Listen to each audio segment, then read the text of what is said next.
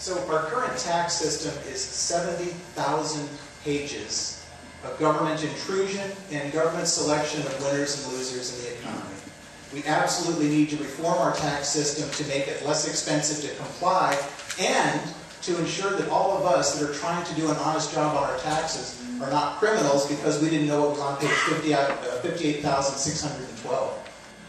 They're totally making us criminals on that. There are a number of tax proposals out there, the fair tax, the flat tax, VAT tax. The problem is that we have an amendment in the Constitution right now that says they can have an income tax. And until we can repeal that, I'm not willing to go with a VAT tax or any other kind of a tax that's going to give the government yet another way to take money from the American people. I totally support the idea of a fair tax or flat tax where we can make it much more easy and predictable to pay taxes. The fair tax is a little bit different than the flat tax. It requires a little bit less paperwork and that sort of thing. I'm not completely sold on one system versus the other. I've seen several good proposals on that. There's also the idea floating out there of a national consumption tax of some kind. I also very much like the idea of a national consumption tax as opposed to an income tax. It's going to let you make your money, keep your money, invest your money, keep it growing without it going to the government until you actually choose to consume. When you choose to buy that $1 million house, you pay the tax. When you choose to buy the Rolls Royce, you pay the tax. But until then, you keep that money working for yourself.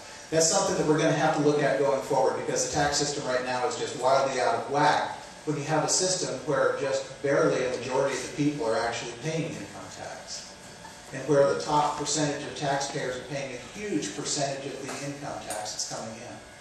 There was a study that was done that somebody claims that we are paying the lowest percentage of taxes in the last 50 years. And that's because so many people have been excluded from the tax rolls over time.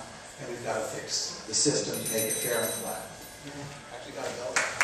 One of the legs of this stool that I have to be knowledgeable about in order to give quality financial planning advice to my clients is the tax code. Our monstrosity of a 67,500 page system that nobody can read, and probably sitting in this auditorium, one of us is breaking one of the rules or regulations, I'm sure about that. I am a huge proponent of the fair tax, which is a national consumption tax. It's a national sales tax. It's not a VAT tax, and the difference is the VAT tax is a tax at every level of production, every stage of production. Europe loves it because it's hidden. Politicians love it because they can raise it all the time when nobody's looking, and what you get is 10% perpetual unemployment like what they have in Europe. I am for eliminating the Internal Revenue Service.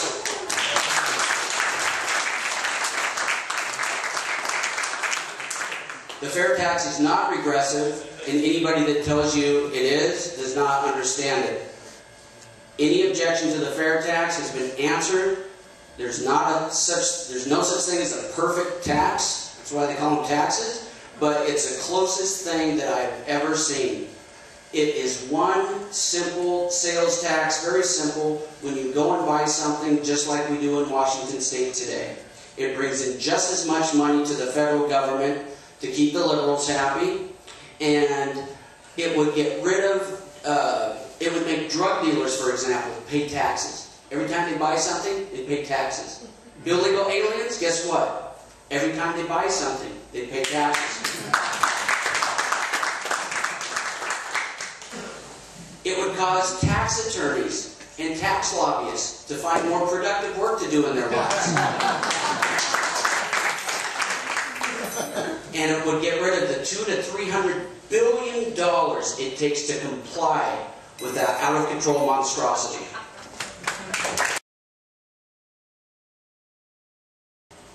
No.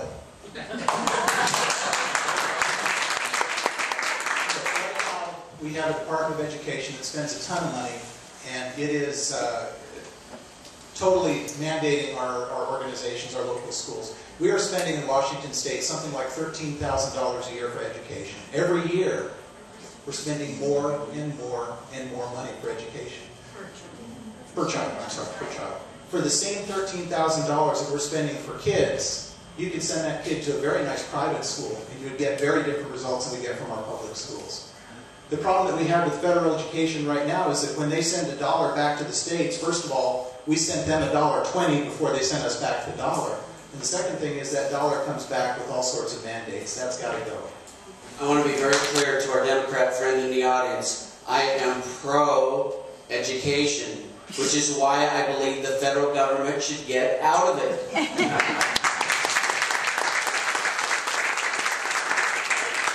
We should not allow something as important as our children's education to be controlled by fat cat, that's right, you heard me, fat cat bureaucrats in Washington, D.C.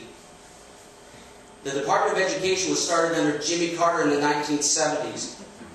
Let me ask you a question. Is education better than it was in the 1970s, pre the Department of Education? It should be called the Department of Non-Education. $79 billion last year was paid to bureaucrats that could have went to true education. They don't educate children. They do regulations. We should not allow Washington, D.C. to tell us what to do with our children in the state of Washington.